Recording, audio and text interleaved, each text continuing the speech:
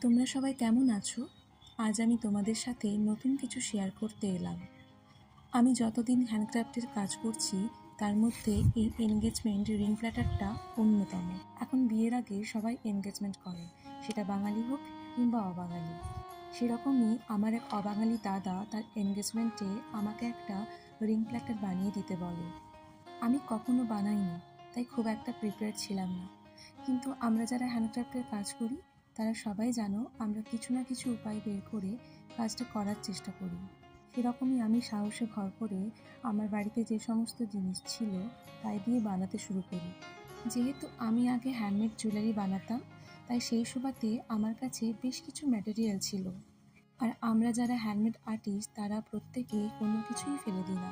সেরকমই আমি রিং প্ল্যাটারে যে ফেব্রিক র্যাপ করে বেসটা ইউজ করেছি সেটা একটা কেকের বেস।